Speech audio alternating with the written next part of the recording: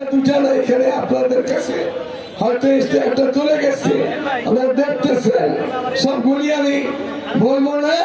শেষে আমাদের ডক্টর ইউনূসের একটা কথা আছে এখানে, ওনাকে বলতেছি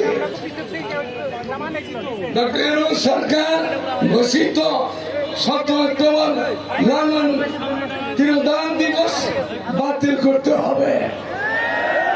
বোঝা গেল ডক্টর ইউনূস এমনি তো তার সম্বন্ধে সারা দুনিয়া জানে এটা সুদখোর, এটা সুদখোর। এটা তো দেখা যাইতেছে অনেক সন্ত্রাসীদের থেকেও খারাপ এটা।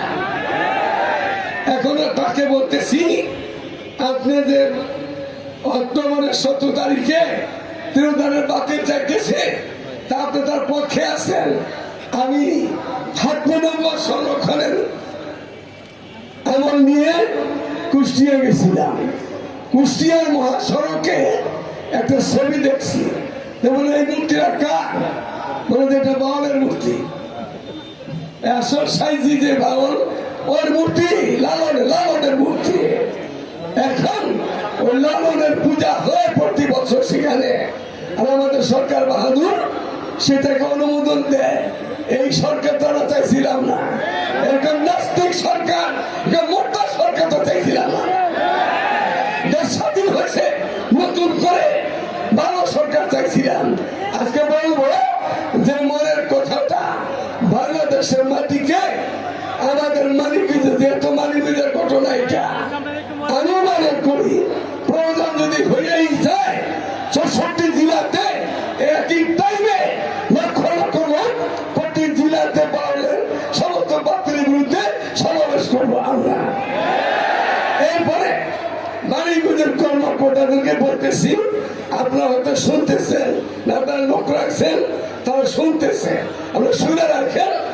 আর বাউলের এই সমস্ত এই কথাগুলো আপনি মালিকদের জেলার কর্মকর্তা ডিসিএসপি, আপনি কি মুসলমানের বাচ্চা না বাউলের সন্তান? আপনি জানি না, বাউলের সন্তান হলে আপনি তো আমাদের সাথে থাকবেন না। আপনি যদি মুসলমান বাচ্চা হন, এগুলি মুসলমান কোন মানুষ মুসলমান না, হিন্দু বরদাস্ত করে না, খ্রিস্টান বরদাস্ত করে না, বৌদ্ধরা বরদাস্ত করে না। আপনি কোথায় হাকিম হইয়া কিভাবে এখানে উলামায়ে কেরামকে মুসলমানকে জেলে দিতেছেন, জেলে দিবেন, বন্ধ করেন, বন্ধ করেন। তা যদি না হয় আপনার মধ্যে ডিসিএসপি খোলা মাঠে বিচার করা হবে।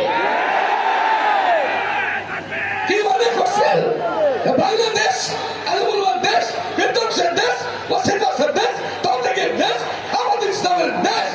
যদি প্রয়োজন হয় হেফাজত ইসলামের সমস্ত মুরব্বিকে নিয়ে নারীকে থেকে সমস্ত বাতিলের অবাঞ্ছিত ঘোষণা করবো।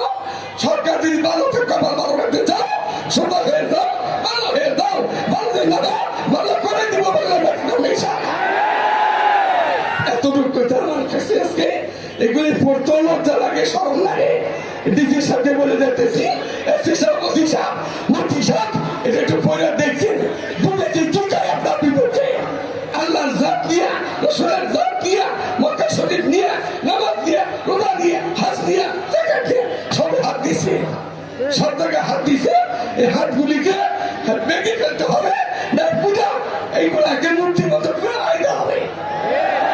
যদি তোমার ফেরত না আসে, এখনো সময় আছে, 12টা ফিরে আসো, বাজা বাজা হারাচ্ছি হাসতে বাজা।